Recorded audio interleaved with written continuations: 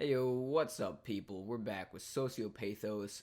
Forgive me for A, wearing the same shirt, and B, looking incredibly tired. If you can put two and two together, I did not sleep last night, and it is a day after I made yesterday's video, of course, and I'm still wearing the same shirt, so forgive me. I'm a terrible human being. Thank you. Alright, so I'm going to start answering your questions. I got a bunch of really great questions, and thank you all for that. So, I'm going to do my absolute best to answer them without, stretching the truth or anything like that. This is going to be 100% just truthful. I don't even have a script for this. I actually only have the questions on the document, and everything else will just be me talking to you guys. So hopefully this will be informative and interesting for my responses. So let's just get into the questions. I tried to format them so I wouldn't repeat myself too many times, but I may do that, so bear with me. So the first question is, how old are you? And I answered this in the last video, but I'll give you guys the benefit of the doubt. I am 19 years old. How would you describe what it's like having your condition? So this is one of the widest, questions I could have gotten, so I'm going to stick it in the front. I would describe my level of ASPD as a high-functioning sociopath. And what I mean by that is I'm a sociopath, so I do have a muted as well as a toggleable sense of emotions, so I'll get into more of that later. And I do have a conscience, unlike psychopaths, which do not have a conscience. Here's a good example of what I think like. So when I have an emotion, let's imagine for a second a Photoshop color correction slider, right? You have your red, green, and blue, and depending on the varying levels of those three sliders, you get different colors. And it's essentially the exact same thing for me for emotions, depending on what I turn on and what I turn off at what level, which I have complete control over, like 100% to down to 0%. I can change my emotions on a whim and within like a fraction of a second. So it's almost, and I don't like to say this because I don't really think this, but it's almost like a superpower, but for emotions. It's like a emotion bender, if you will. And it's a very odd thing to describe to other people because it's definitely not something people can easily wrap their head around.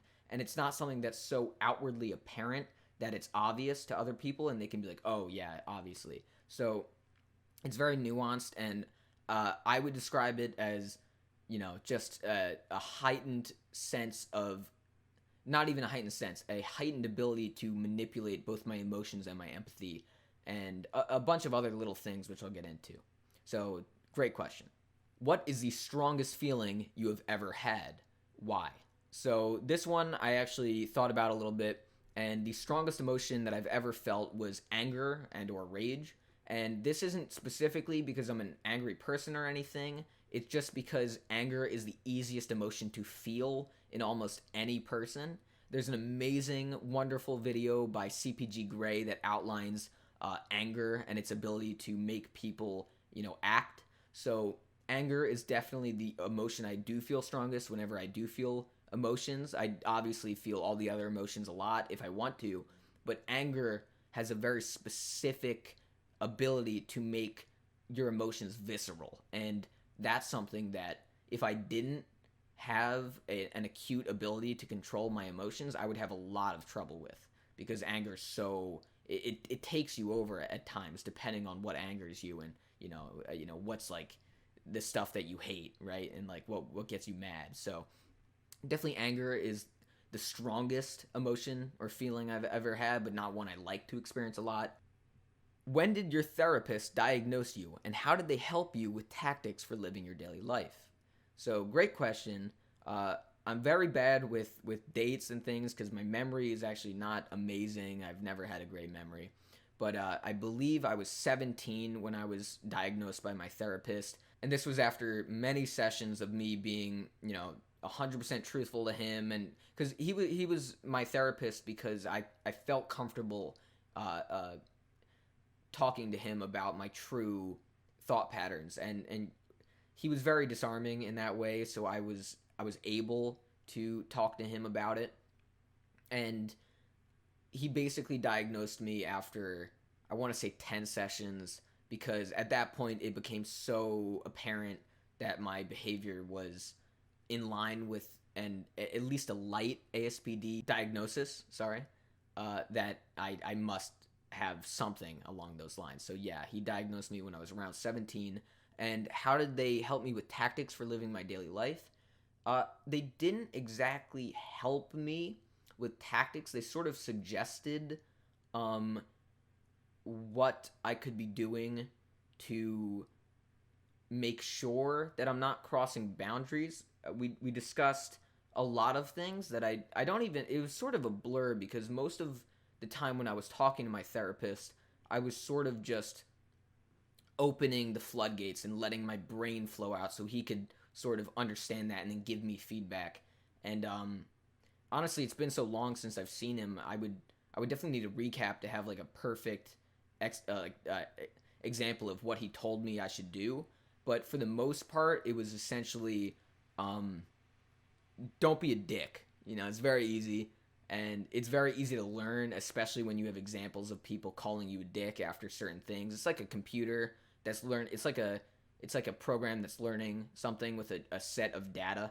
It sort of just takes the data and understands the outcome of that specific variable, and then slowly over time learns the best possible course of action for every scenario. So that's sort of what it's like. I sort of had to learn how to computer my way through emotions, which is a very weird idea in itself. So great question. Thank you.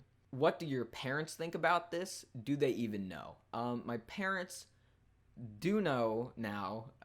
They refuted me when I was little, when I didn't even know what ASPD was. I was looking up my symptoms essentially of not a complete lack of empathy, but I definitely knew I had a muted sense of both empathy and emotions, and I was worried about that, and we'll get into more of that later. But my parents, when I told them about that, and I was like, Mom, I may be a sociopath. Like, look what it says. I feel like I may, exhibit some of these things. She said she sort of disregarded me, and so did my dad, because, who wants their child to have a personality disorder that's linked with, psychopaths? Like, nobody. So I understand why they didn't want to indulge me in that when I was that young, which I think was around 8 years old. And but once I went to therapy and my therapist talked to them after confirming with me that I most likely did have ASPD, at least a low level of it, they were very understanding, and they're amazing people, so they handled that very well as of late. So yeah, they do know. Do you think your relationships suffer from this, and how have you been working to change, if you have at all? So I don't think my relationships suffer from this, because whenever I do want relationships of mine to not fall apart, I sort of put a little bit more effort in, just like almost anyone would. So it hasn't really directly affected most of my relationships, especially as of late. And I have been working to change, and I'll get into that in this next question. So that question is, did you lose friends, and do they know? So my current friends, a bunch of them do know. They're very cool about it. They're all amazing people. That's why they're my friends. And have I lost friends? Sadly, yes. But at the time, I didn't even know I had ASPD. I was just sort of being a dick to them. And at this point in time, I do regret a lot of things that I've said, especially to people that I consider to be great friends of mine. And to this day, I sometimes think about it. And now that I have a heightened sense of empathy when I want to, I definitely feel remorse for some of those things I've done. And I have lost a few friends doing things that I believe were due to my ASPD. And I wasn't able to properly control it at the time. So yeah, I have lost friends. It's one of the few things that makes me as close to sad as I can possibly get. So yeah, I have. When did you first know you had ASPD? So this was sort of the therapist question back again. So I learned I had ASPD after my therapist told me I may have it. I didn't even know what ASPD was before he told me about it. And before that, I was almost certain I was just a straight sociopath, and that's, I believe, what they used to just use sociopath and psychopath.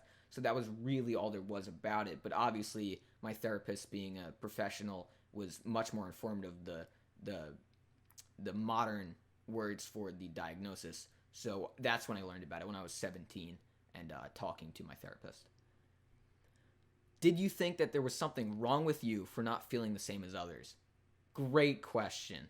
When I was young, absolutely. When I was like going through elementary, middle, and high school, especially when I was younger, like elementary to middle school, I had a distinct feeling that I was very different, at least on the inside, to most people. So, for example, something would happen in class and everyone would react a certain way, and I would have to feign that reaction because I was worried people would think I was very weird for either not getting sad or not being happy, or all of the above. I had to almost learn to hide my ASPD well enough that I wasn't outing myself constantly, just due to my natural behavior of a muted sense of emotion and empathy. So, yeah, I definitely did think there was something wrong with me when I was a kid, because I had no idea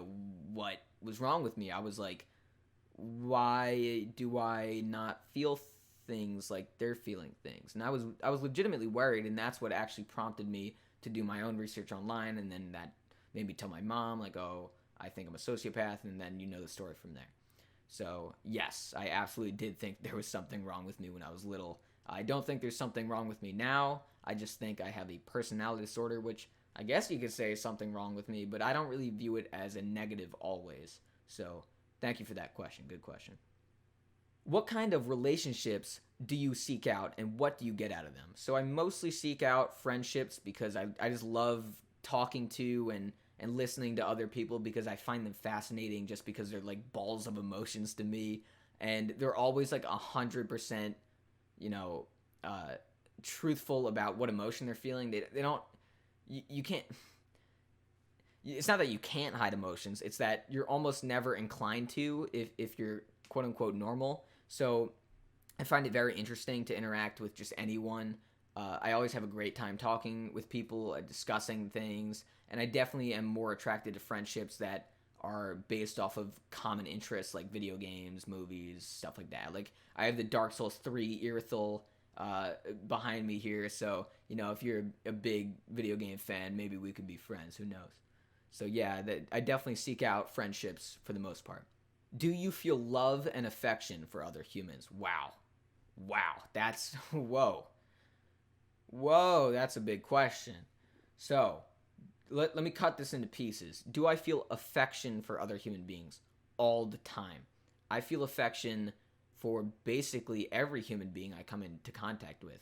In fact, over time, my ability to feel for other people has been gradually heightened, to the point where I think I have a more heightened sense of affection towards others than normal people do, because I've learned to cultivate it so much that I have like an 110% on it, just like all my other emotions if I want. And I definitely can feel affection to other people, especially animals. You put a cute bunny in front of me, I will cuddle that thing till it's dead. I didn't kill it until it dies of old age, because I fed it so well it lived to like 15. How long do bunnies live? I have no idea. Do I feel love? Wow. That's probably the hardest question I'm going to answer today. Okay, so here's an example. I love my family. Now, I say that not because I feel the emotion of love towards my family, but because you guys would think I'm probably crazy for not loving my family. Now, that does not mean I do not both respect, admire, care for, and all of the above normal emotions for my family. It's just that I would be a little bit less inclined to drop my family members out of my life if they did something like horrible to me, but I definitely can do it. And let's say, just for example's sake, my family like does something horrible to me, and I essentially disown them. I I wouldn't love them. I technically don't love them right now, but I do love them, if that makes sense. Like all of the characteristics of love, like respect, yeah, uh, you care about them, their well-being, all of those things I do genuinely care about. It's just love is such an odd concept to me that I've never really felt what people tend to describe as love. So that is one of the hardest questions I could possibly answer. I may need to make a totally separate video on that because, to be honest, I don't really know. That's just one of the hardest things about having ASPD is those really subtle emotions that are very primal in humans. I have trouble with. I really do. So, great question, although that was very very hard. Oh my god. I have done so many takes of that answering that question, you've no idea. So, next question, thank God. Is it true that most sociopaths tend to be bullies? Now, first of all, I am not talking for all sociopaths or anyone with ASPD for that matter. I am just talking for myself. I probably have bullied people before, and this is before I even knew I had ASPD. So at that time, I was more of just an asshole kid, right? And I would accidentally, and I mean this, accidentally bully people because get I would get a little bit too open in messing with people and trying to be funny, and I would accidentally hit a nerve, and that would end up seeming like I was attempting to bully or, put them down, when in reality I just didn't know where the line was, and I accidentally crossed it really poorly and really seemed like I was trying to be malicious with my intent. So definitely it's true that a sociopath can be a bully, and I guess in the beginning, before they, even if they can learn empathy and emotion, they definitely can tend to be bullies, but they certainly cannot be as well, depending on the individual. For me specifically, I try very hard not to bully anyone. In fact, I think I'm too nice now because I think I was so mad at myself for not realizing what I was doing that I sort of turned off giving people shit in general because I felt like I didn't want to bring attention back to the fact that I can be that much of an asshole if I want to be. And trust me, there are some things I've said that I, to this day, regret. So yeah, definitely you can be a bully if you're a sociopath, but you're not necessarily prone to bullying, especially if you're older and wiser and you're still a sociopath. You can definitely not be a bully. Yeah, it's true. You can be a bully as a sociopath. I don't know about everyone, but you should figure it out on an individual basis. Now, here we're going to get into the meat and bones of some of the mechanics of what I talked about in the last video, so this will be pretty interesting. When you say these things can be toggled on or off, do you mean you can disregard it at times, or do you mean you can emulate it when you need it? So, both, actually. I can disregard it at any time I want, at drop of a hat, like instantly, or I can emulate it whenever I need it also instantly, and they're both equally easy for me, and I use them about as often as each other. So, yeah. And the second part of that question, or is it legitimately something that can be toggled, as in you can choose when to feel those things? And the last part is an absolute yes. It's not even just a toggle. I used I said in the last video that it was sort of like a light switch, but if you want to go deeper into that, it's sort of like a dimmer switch on like think of every emotion. I have a dimmer switch for each and every one of those. So I have a kill switch and an on switch for all of the emotions, like 100% or 0%, as well as I can lower the percentage of each emotion down to all the way to 0, and anything in between. So it really is like a switch, and all of those things can be true at certain times. It just depends on what I want to be toggling and when. So it's 100% true. It's sort of like a superpower, but I don't see it that way. I don't even see it when I do it. It just happens. Like I don't even, you know how you don't think when you think, you just think? I just think, oh, I want to be happy right now, and bam, I'm happy. And it's harder for me to actually be sad. It's probably the hardest emotion for me to evoke because I hate being sad so much. So if I was to try to be sad right now, I would probably be really unconvincing. So yeah, I'm not going to try that right now. But yeah, it is 100% a switch. Thank you for asking. Now, here's a risque question that I'm going to answer with 100% honesty. So believe me when I say this. So, do you find it fun to see things get tortured if you disable your empathy, or you just feel nothing when you see it? So, I never feel happy when anything gets tortured because A, torture is terrible, and B, I don't take pleasure in anyone getting hurt. Typically, I'm very normal. I'll laugh at like people falling down, but if someone's getting seriously injured, I don't enjoy that at all. Especially torture. Torture is very visceral. It's very gross in a lot of ways, so I do not enjoy it. And if I toggle my emotion off, I can watch torture and not care about it and just be completely like clean slate. But I wouldn't want to do that anyway because I would just get bored. Like I would just get bored of the torture. But it's definitely not something I would enjoy at all. I have been on rec threads and stuff like that. I've seen some horrible things, and I mean horrible. I've seen those ISIS clips where they do the plastic wire explosive around all the prisoners' necks and just pop their heads off. And trust me, I turned my empathy and sadness off instantly when I saw that. I was like, oh, that was cool. Okay, bye. And it's one of those things where like, man, I should feel worse about that than I probably did. And then I'm like, damn, I'm a little bit scary sometimes because even I feel a little bit bad about myself when I don't feel the proper emotion for things. So in let's say a gore video, I don't feel disgusted or something like that. I kind of feel like something's wrong with me sometimes. But I've sort of learned to come to terms with that. And yeah, it's just I definitely don't like seeing things get tortured. So that's the end of that. When you're not trying anything, what is your norm? Baseline, happy. I like being happy, so I put myself at probably what I would call 50% happiness and 0% everything else until I want to swap those variables.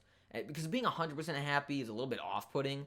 Being that happy all the time, it almost makes when you really are happy not that great. So I like to keep myself at like a baseline, feeling good, 50, you know what it is. And yeah, that keeps me going throughout the days. Whenever I wake up, I'm at 50% happiness. Unless, like, I don't know, I have a fucking terrible hangover or something. Just kidding, I don't drink, I'm 19. Okay, so here's the continuation of that question. I'll read it all again.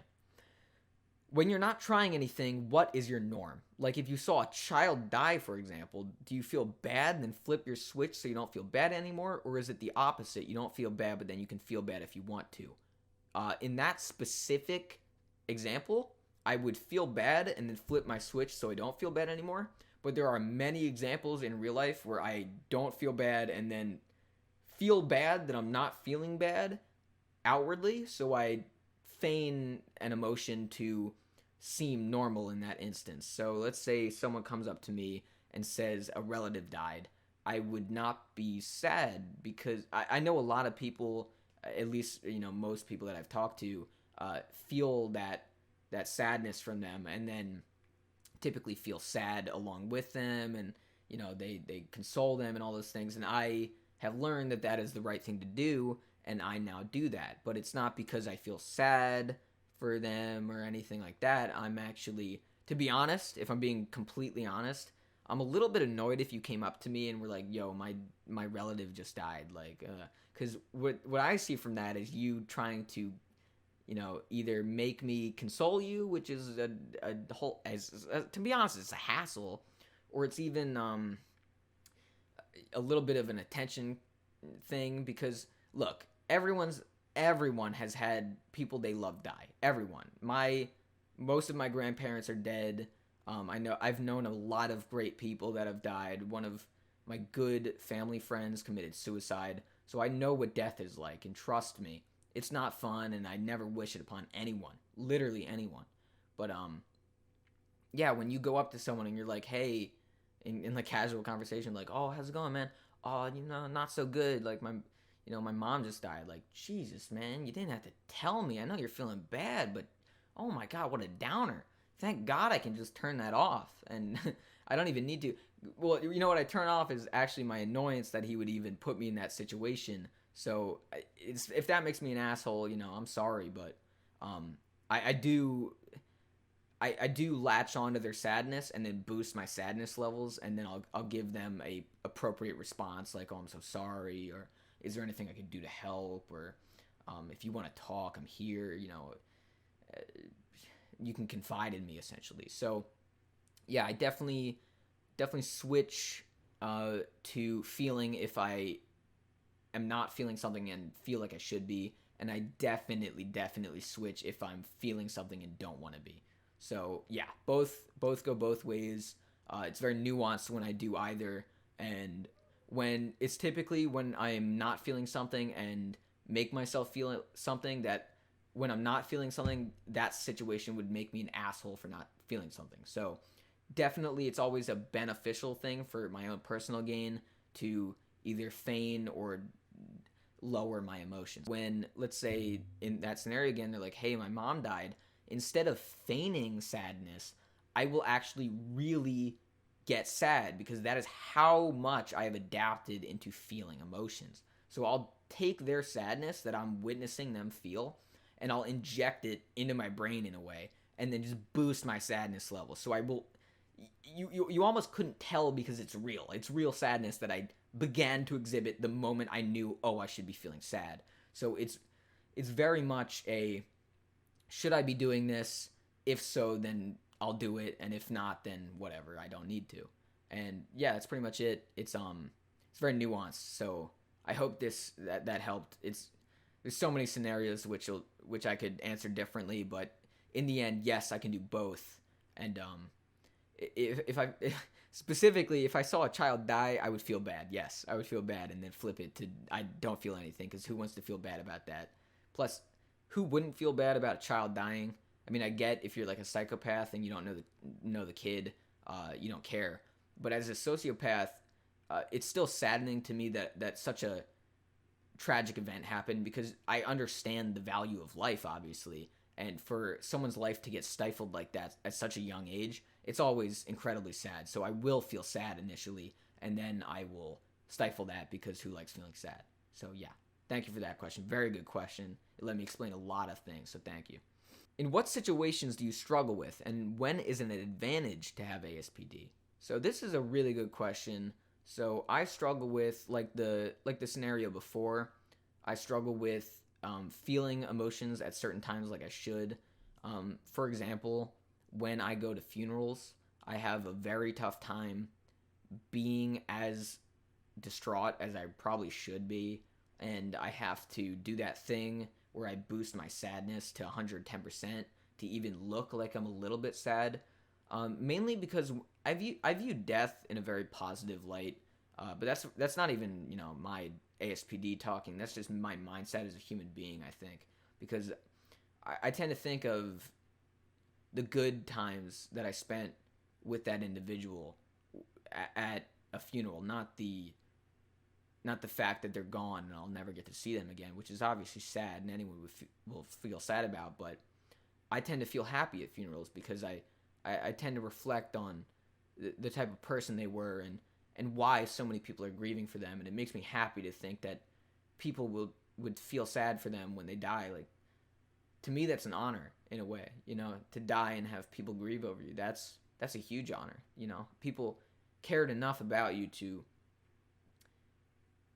show emotion about you even after death, right? And that's a little bit beautiful to me. So even though I have trouble feeling sadness at funerals, that doesn't mean I have trouble feeling at funerals. I definitely feel a lot of nostalgia, twinge of sadness, a little bit of happiness because I got to spend time with them. So I definitely have I struggle a little bit with feeling the correct emotion at what time, if that's a good answer to your question.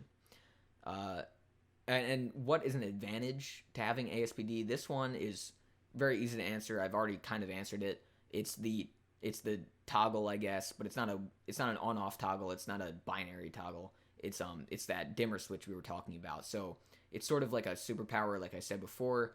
The advantage is like Anytime I don't want to feel depressed, I can just not be, or anytime I'm angry, I can just not be. Those things which people tell me that they can't do, which, it weirds me out a little bit. I'm like, wait, you're mad right now, just not be mad. And they're like, what do you mean, just don't be mad? You know? And I'm like, just don't be mad. Like, it's easy. Like, they're like, that's not how that works. I'm like, well, for me, it does. So, it's an advantage and a struggle at the same time. So I don't really think of it as either. It's just what I have, and I don't even really tend to think about it. It's just my thought patterns.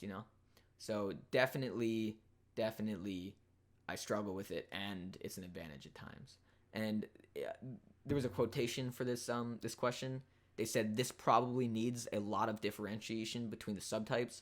I would not be able to tell you the personal experience or answer this question for other subtypes of ASPD. I can only give my own.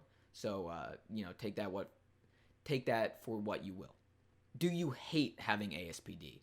Wow, I've actually never thought about about even what I thought about the condition, to be honest, because at times I've hated what ASPD has made me do, and at times I've loved ASPD for what it allows me to do.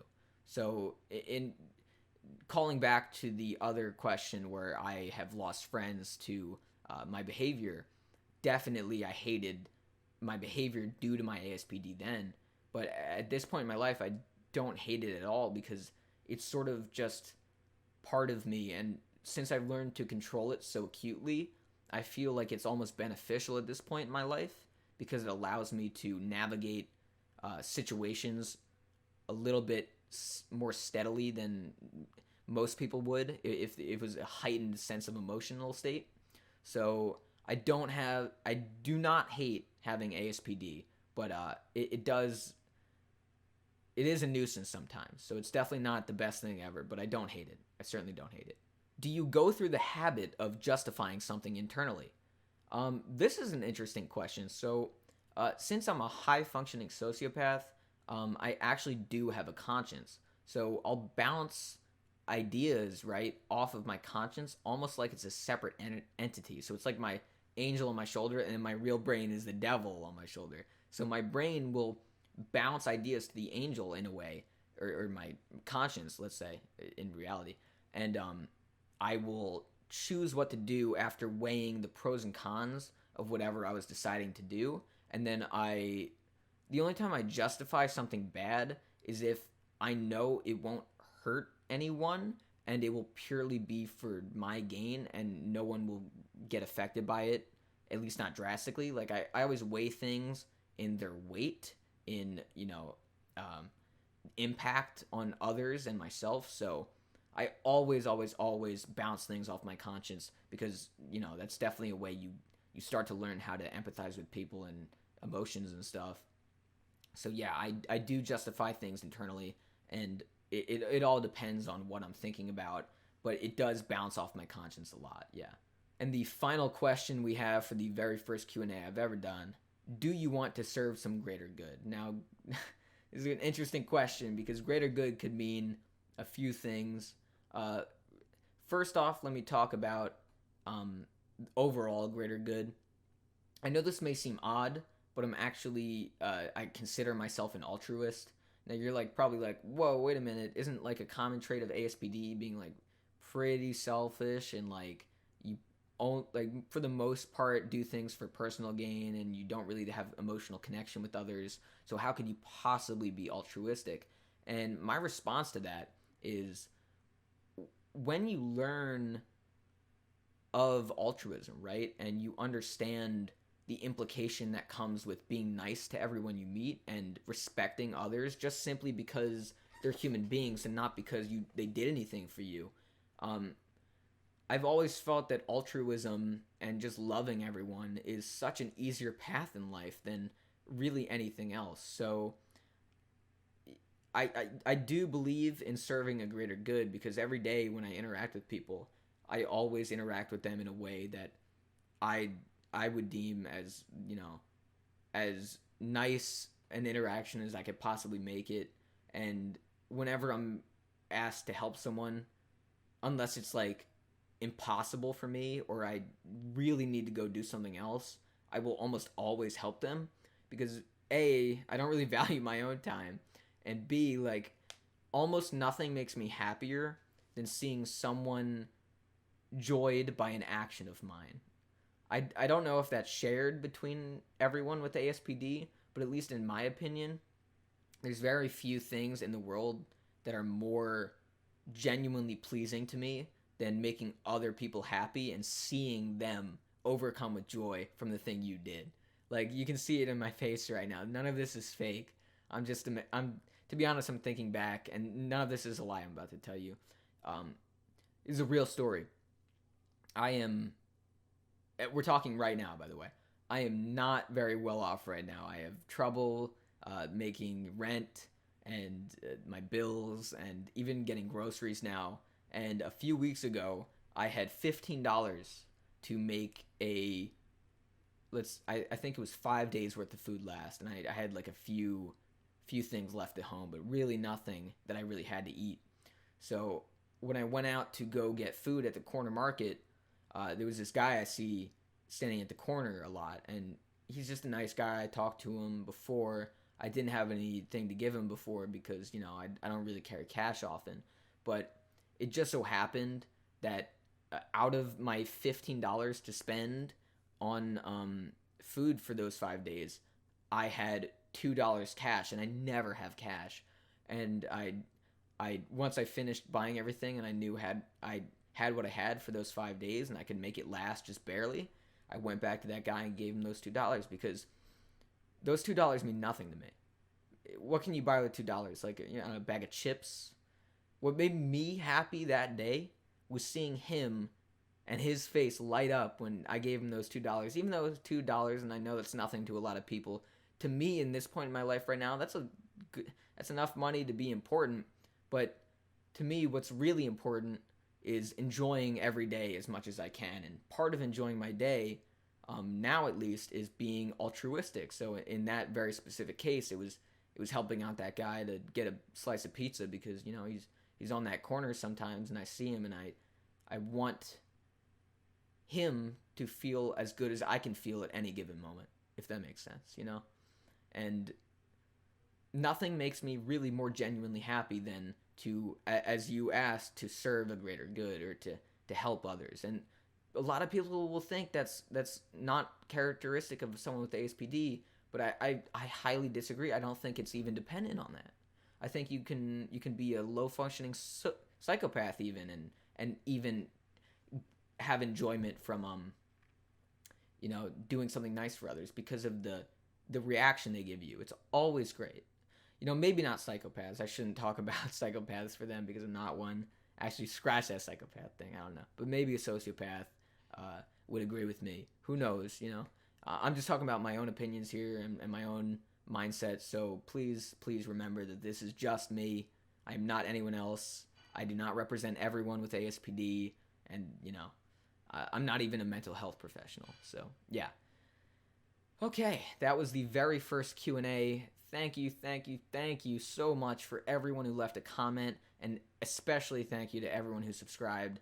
I didn't even think the video would break 50 views, let alone 100. So, that was mind-blowing. And honestly, I'm a little bit at a loss for words when I think about it, because it makes me genuinely very happy that people want to know about ASPD more, and people are genuinely interested in, little old me sharing my stupid opinions on anything and everything, I guess.